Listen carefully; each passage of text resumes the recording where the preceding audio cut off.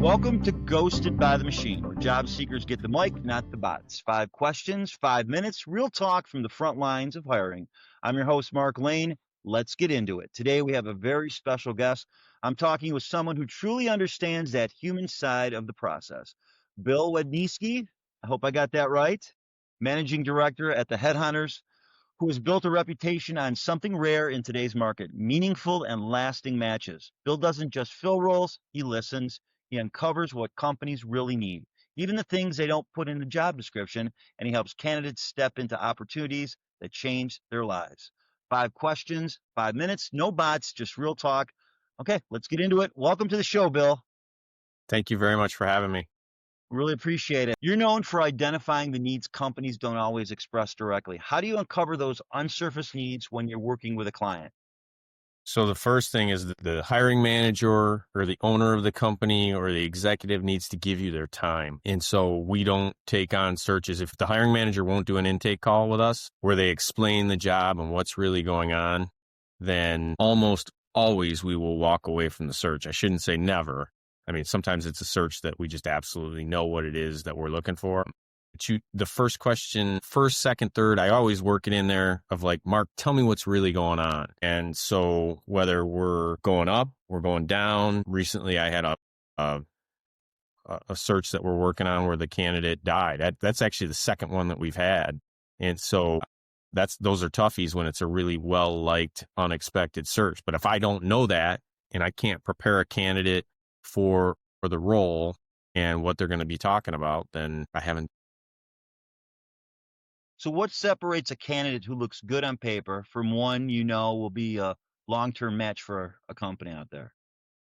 Candidly, you know it really quickly in the first couple minutes on what kind of communicator they are, if they're excited, if they're making eye contact, they just stand out. If you can tell pretty quickly that they were stretching and really can't do the job, instant turn off. Distractions, like I had a CEO that was telling me, not my candidate, but he was interviewing a guy that was wearing eyeglasses and he could see the glow of the guy's phone. Like the guy was texting while he was talking to him and he could see the little phone off of his eyes. Oh my gosh. Don't do that. No. So ghosting is happening on both sides of hiring today. From your perspective, why is ghosting so common and how can we start fixing it?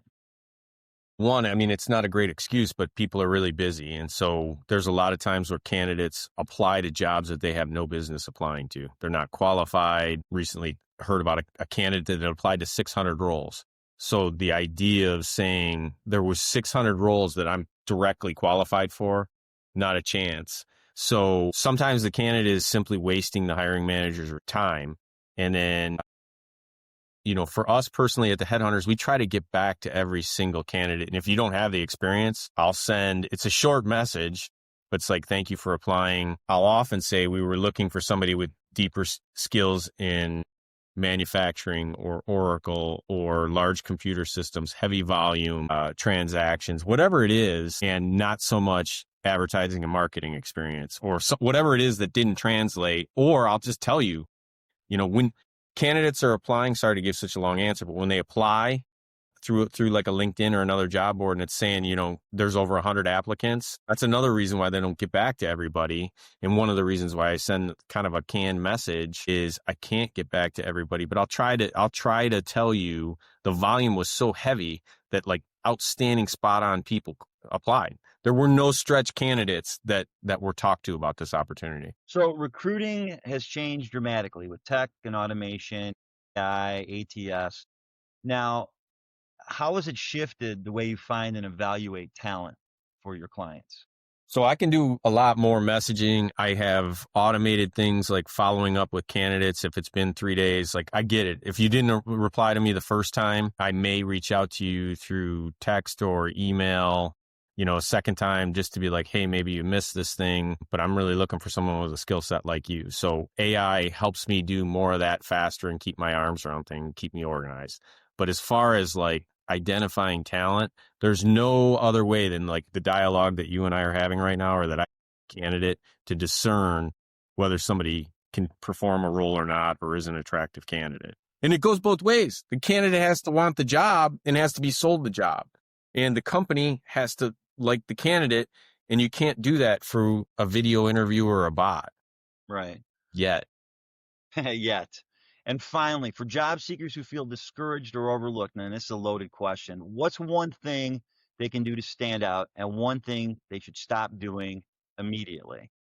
So first off, anybody that's long-term unemployed, I feel really bad for you. That sucks, especially with Thanksgiving and Christmas on the calendar here really soon.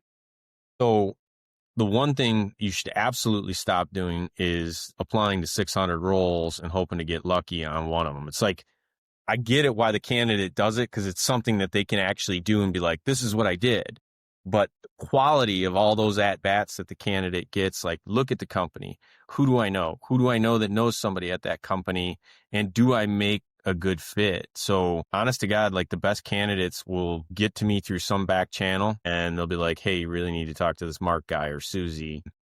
I'll vouch for them.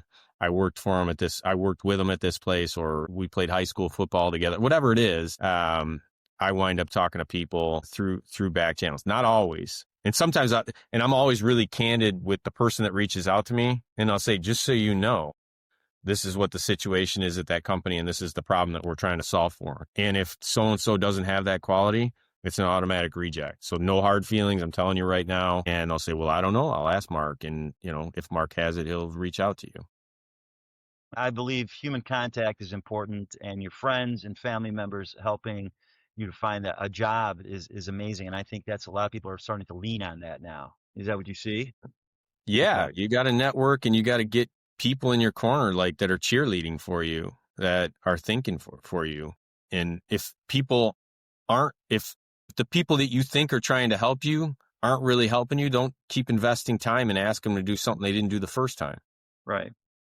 Well, thank you, Bill, for joining us today. Someone who reminds us that recruiting isn't just about resumes and job requirements. It's about people, culture, and listening for what's not said. If you took something away from this conversation, share it with someone who's in the job hunt right now, because no one should have to go through this alone. And if you want to stay up to date with the conversations we're having, the real stories, the real insights, and the real people behind today's broken hiring system, please follow and subscribe to our social channels. We're building a movement here, one honest conversation at a time. This is Ghosted by the Machine. Let's make hiring human again. Thanks again for joining us, Bill. Hey, thank you for having us. And I appreciate what it is that you're doing. And so do all the people out there that are watching, Mark.